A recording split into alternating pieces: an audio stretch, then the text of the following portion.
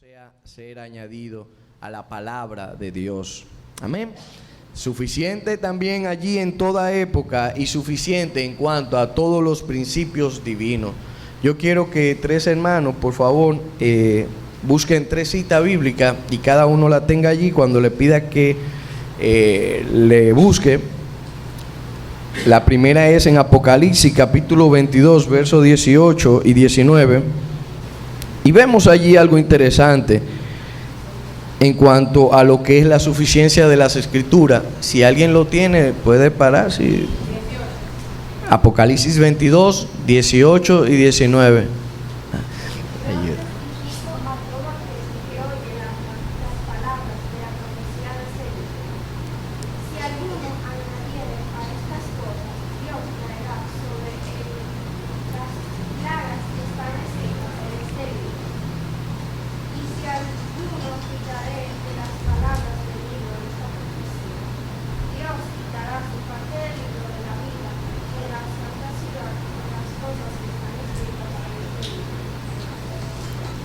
Amén. Es interesante, si nos vamos al contexto, y es donde hay un libro muy interesante que se llama La Confesión de Westminster en cuanto a lo que es las clases de estudio. Jay Williamson nos da un interesante punto en este sentido y nos habla sobre la suficiencia de las Escrituras comentando el párrafo 6. Él añade y dice que la palabra que se utiliza ahí para agregar o añadir, cuando dice en el versículo 18, a todos los que oyen la palabra de la profecía, si alguien agrega esa palabra en el griego que se encuentra allí, Williamson hace una interesante exégesis de ese verso allí.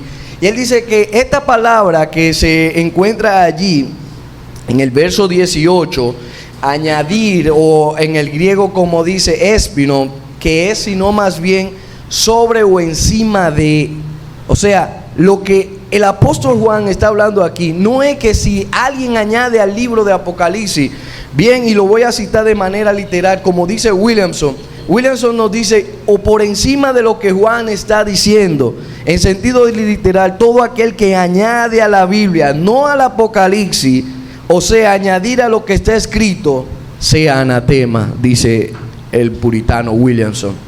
Sea anatema todo aquel que añade a las Escrituras. Entonces, vemos que los reformadores se cuidaron tanto de hablar allí acerca de lo que es la suficiencia de las Escrituras, y lo que vemos allí, como el apóstol Juan fue el último de los apóstoles, entonces el canon no acepta más añadidura, el canon no acepta, el canon no es abierto, el canon no está abierto para añadir nuevas escrituras, el canon no está abierto para añadir nuevos libros a nuestra santa y bendita palabra de Dios. Amén.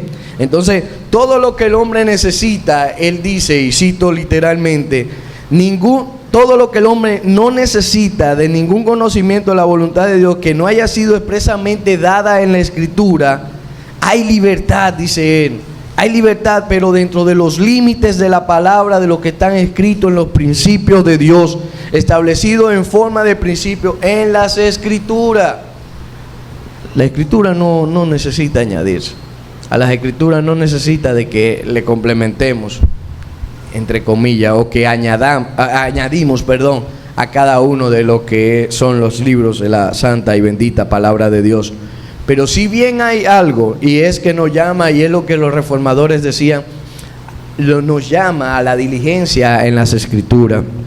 Si bien dice en el siguiente texto, en la siguiente línea, que necesita de la obra interna ¿de quién? Del Espíritu Santo. No por mi conocimiento, no por lo que yo entienda, no por lo que yo haya adquirido, no por conocimiento humano. Debe de haber una obra reveladora de la palabra de Dios en nuestros corazones a través del Espíritu Santo. Y esa obra se hace interna en nuestros corazones a través de lo que Él infunde en nuestras vidas. Pero nos manda la diligencia de la palabra. Y eso yo quiero que la hermana o el hermano que tenga 1 Corintios capítulo 9, verso 12, lo pueda leer. Entonces, todo lo que necesitamos saber, sigue diciendo Williamson, en cuanto a la fe cristiana, se encuentra en la Biblia. Y escucha esta frase que me gustó y por eso la puntualicé.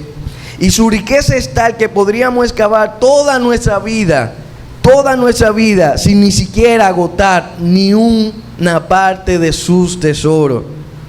Note cómo ese puritano tan excelentemente dice que aún nosotros, adentrándonos a la Biblia, leyéndola, por así decirlo, libro por libro, completo por completo, dice, y su riqueza es tal que podríamos excavar toda nuestra vida entera y ni siquiera agotar ninguno de sus tesoros.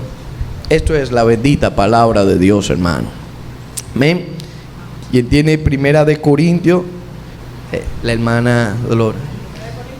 Primera de Corintios, dije, en 2, 9 al 12, que estaba en Apocalipsis todavía. 2, 9 al 12. Algo interesante hay allí también. Dice, a eso se refieren las Escrituras cuando dicen, ningún ojo ha visto, ningún oído ha escuchado, ninguna mente ha imaginado lo que Dios tiene preparado para quienes lo aman.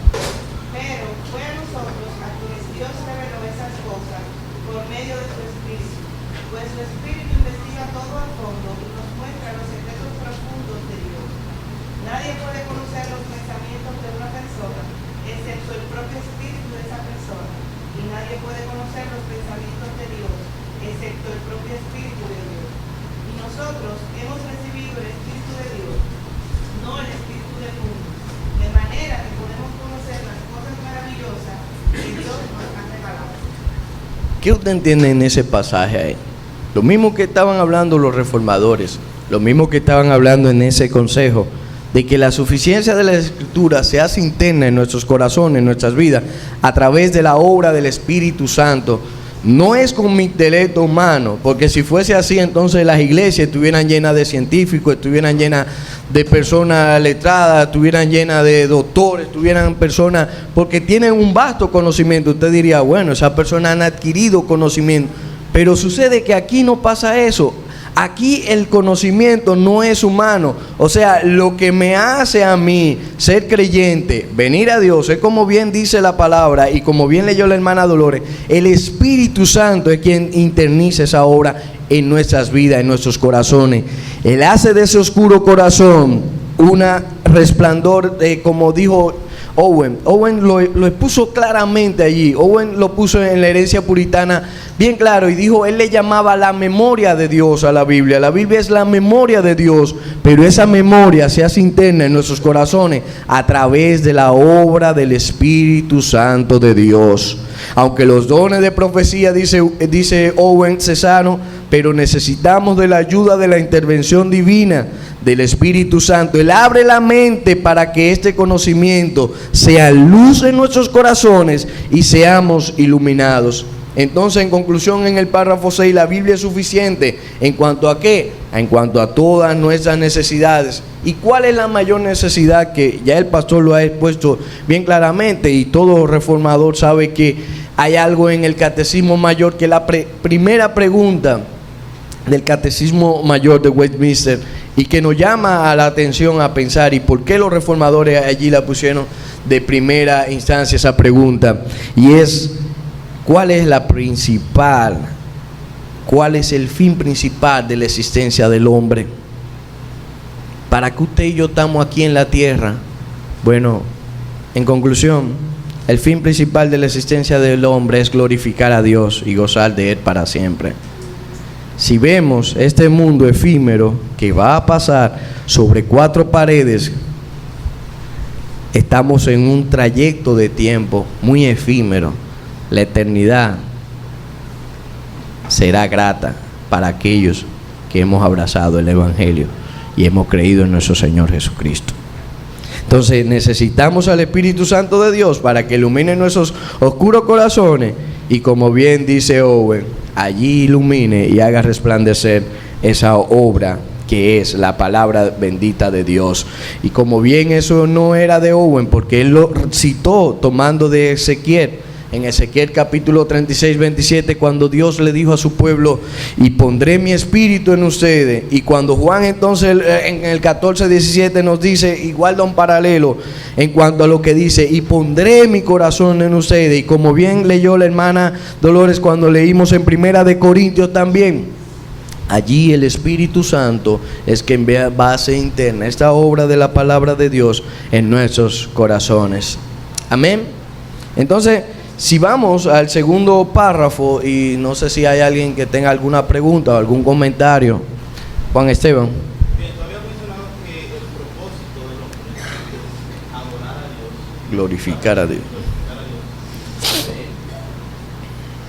Hasta cierto punto, o el fin del hombre, hay una de las cuatro preguntas más importantes de la filosofía: ¿cuál es el motivo que el hombre está aquí en la tierra? Lo cual no parece ser respondido por muchas otras corrientes de saberes, como puede decir el ateísmo. El ateísmo no te dice a ti cuál es el propósito de yo estar aquí, o pues el secularismo no te dice. Entonces la persona se percibe y se hace su propio propósito, lo cual puede ser un propósito bueno o malo. Una persona que sale por ahí a matar a otros, bueno, ese es el propósito que esa persona está aquí en la tierra, que él mismo se hizo. O sea, sin Dios no tenemos un propósito objetivo, sino subjetivo a cada uno de nosotros. Interesante lo que dice Juan Esteban, y es lo que se vislumbra hoy en día, y es lo que se proyecta hoy en día a las personas. Sé tú, saca el campeón que hay de ti, eres genial, eres esto, y solo se concentra en el yo, y la obtención de los bienes, y que yo, y que yo puedo tener. Muy buena aseveración, Juan Esteban, y es lo que deberíamos de centrarnos cada uno de nosotros, en glorificar a Dios y darle solamente nuestra vida y enteramente a glorificarle a Él. Amén. Entonces el párrafo 7, cuando vemos allí que no todas las cosas contenidas en las Escrituras van a ser claras para uno y para otro, eso es algo lógico lo que dicen los reformadores. No todos tenemos el conocimiento en cuanto a lo que es el nivel de intelectualidad. Cada uno de nosotros tiene un nivel, y eso no los reformadores no se detienen allí. Dicen que son igualmente claras, ni son igualmente claras para todo, pero ellos utilizan una palabra interesante. Si usted ve la confesión, dice: sin embargo, o sea, no me vengan con excusa, es lo que quieren decir. Sin embargo, las cosas, y a veces se me sale el sur, excusen ustedes, soy Mateo. Sin embargo, las cosas que necesariamente han de saberse, creerse y guardarse para salvación, se exponen tan claramente, tanto el muy doctorado que tú puedas obtener, como si tú llegaste a la primaria. El Señor no te deja con excusa de que tú no adquieras en la palabra santa, bendita de Dios, todo el conocimiento necesario. Esto no es un asunto de intelecto humano, esto no es un asunto de coeficiente intelectual, esto es un asunto, como lo vimos anteriormente, de la obra interna del Espíritu Santo de Dios. Entonces, lo que allí nos refiere y lo que allí hace la confesión, y sigo citando a Williamson, el gran reformador, en cuanto a su comentario del catecismo para clases de estudio de la confesión de Westminster, él nos habla de la perspicuidad de las Escrituras. ¿Qué significa eso? ¿Qué usted está diciendo, mi hermano? Él habla de la transparencia de las Escrituras.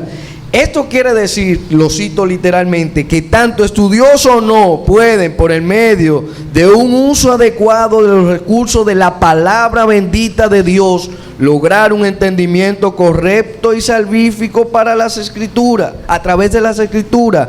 Solo la Santa Escritura expresada, la verdad divina con perfecta claridad, y por ende solo ella tiene la autoridad absoluta. Todos estamos en el mismo nivel, bajo el mismo nivel. ¿Cuál es nuestro nivel? Escudriñad las Escrituras para que cada uno de nosotros, como bien dice segunda de Timoteo, capítulo 3, verso 16 al verso 17, sea útil para toda enseñanza del hombre, al fin de que el hombre de Dios sea enteramente santo, completo. Bien, entonces, ya viendo ahí que no hay excusa de niveles, hermano Isaac.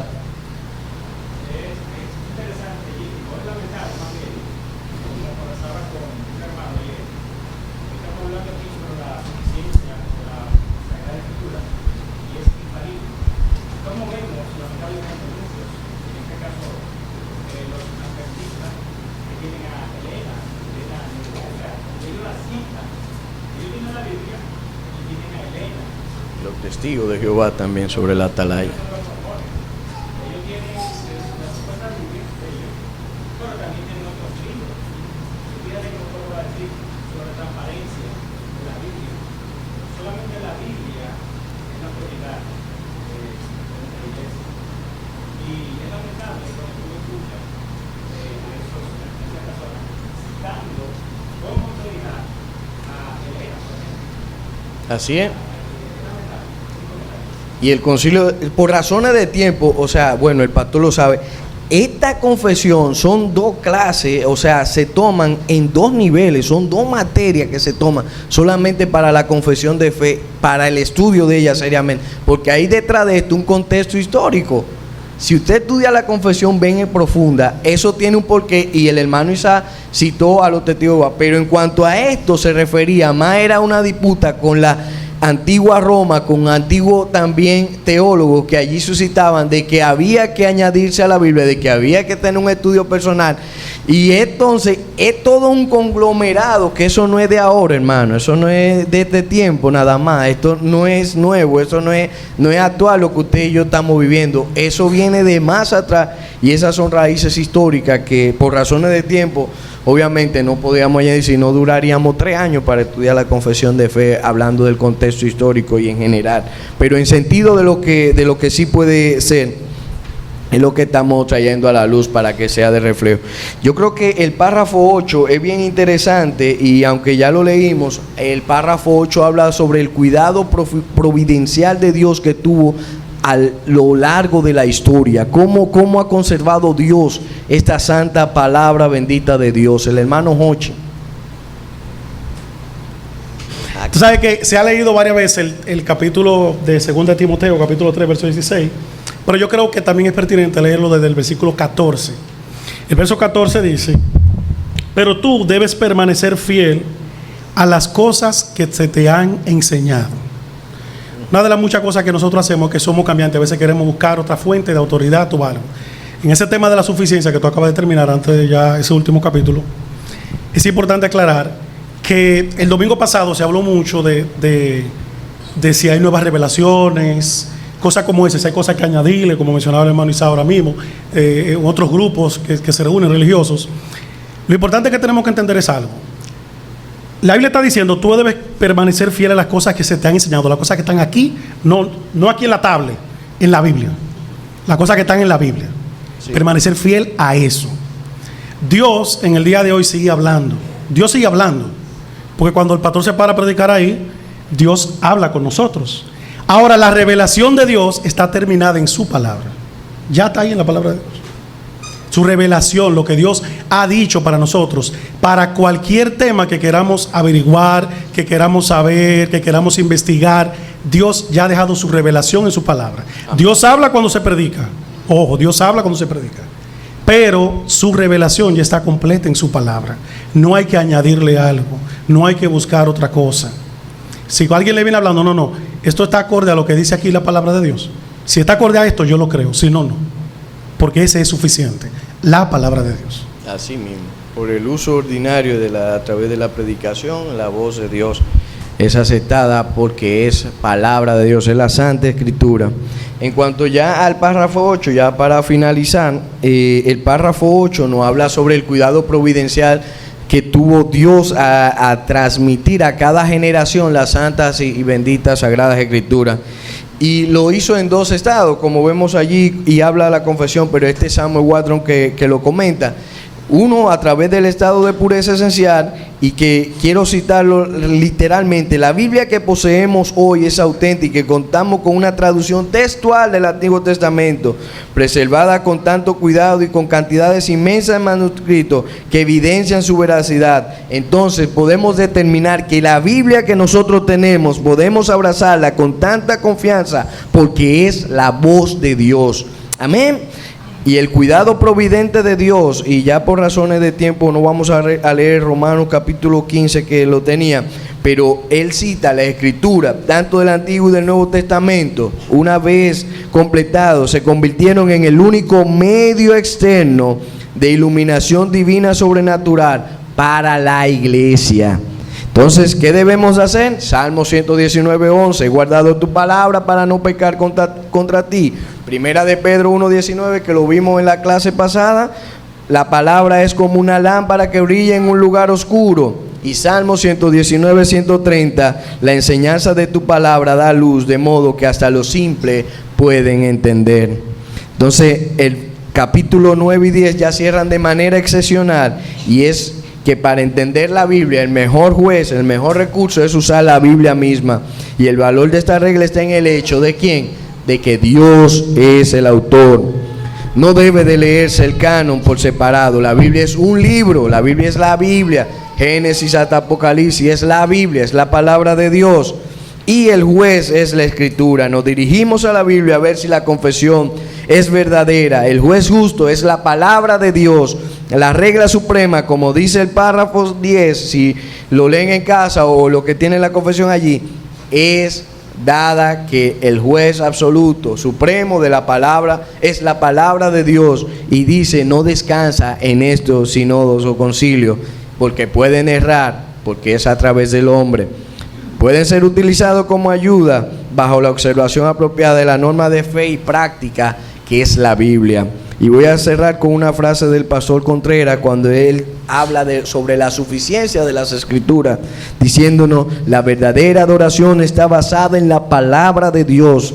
Esto es adorar a Dios en espíritu y en verdad, en base a la revelación de Dios en su palabra, correctamente entendida, que nos exponemos a través de los mensajes y de los estudios en nuestras congregaciones. Amén. Por razones de tiempo le dije que no le iba a castigar conmigo. Si hay alguna pregunta, algún comentario, hermano. Entendieron todo, parece. Qué bueno, son buenos alumnos todos. La hermana. Jimmy. Bueno, ahí aclarar algo de un comentario ahorita. Nuestro hermano Jochi decía que cuando se predica del púlpito, Dios también nos habla. Quisiera regular un poco eso. Dios nos habla a través del pastor siempre y cuando el pastor está citando la Biblia. Cuando ya el pastor está haciendo un comentario de la Biblia, ahí entra el razonamiento humano y por lo tanto podemos errar. Por eso es que cuando vemos a algunos pastores predicando, hacemos alguna crítica. ¿Por qué? Porque una persona puede hacer un comentario incorrecto de la Biblia, pero ya sea el comentario de él. Ahora bien, cuando el pastor está leyendo la palabra, Dios está hablando. Solamente cuando él está leyendo la palabra, inmediatamente ya él empieza a predicar acerca de la palabra, él puede errar. Ya eso no es palabra de Dios. Lo que es infalible, lo que es inerrante es la palabra. El ser humano es errante. Fíjate, por ejemplo, que nosotros criticamos muchos sermones. ¿Y por qué lo criticamos? Porque ellos sacan inferencia extraña de ciertos textos. Otro asunto más, para aclarar, se ha hablado de que las escrituras son suficientes y que Dios habla solamente a través de ellas. ¿Qué implicación eso tiene? Que cuando una persona sube al púlpito, cierra la Biblia y en vez de predicar la Biblia, da un sermón basado en lo que Dios le ha dicho a él personalmente, tenemos que llegar a dos conclusiones: o que Dios sigue hablando y necesitamos revelaciones aparte de la Biblia, o que esa persona se inventó lo que está diciendo. La posición de esta iglesia es que esas personas se han inventado lo que están diciendo, que no merecen ningún tipo de crédito y que debemos de tener cuidado con esa persona. Para nosotros ellos deben ser un fin evangelístico. Cristo se leyó en Apocalipsis que el que le pone o le quita, ya la palabra está completa. Yo no necesito una revelación, lo que yo necesito es la palabra. Con la palabra es suficiente para yo ser un buen esposo, para yo ser un buen hijo, ser un buen ciudadano, elegir una buena esposa. No necesito una revelación especial. Lo digo porque en esa iglesia muchas veces se levanta hasta una persona y dice que Dios me dijo que me voy a casar con fulano. Y se le dice, pero fulano ya está casado. Sí, pero Dios me dijo que con él. Pero venga acá. Y si ese hombre está casado, ¿cómo fue que Dios le dijo a usted lo que él prohíbe en su palabra? Y ese tipo de cosas se ven en esas iglesias. Eso que quería decir. Sin más preámbulos, veo que todos quedaron claros, gracias a Dios. O sea, Dios iluminó su mente. No fueron mis palabras, no fue, fue el Espíritu Santo que obró en su corazón y entendieron todo perfectamente. Que la palabra de Dios permanece para siempre, que el cielo y la tierra pasará, ella citaba, pero la palabra de Dios permanece para siempre. Aún nosotros nos extinguimos de este mundo, la palabra de Dios va a permanecer en esa vida. ¿Usted iba a decir algo, Jorge? Ah, sí. Con relación a la palabra de Dios, es completa, es inerrante.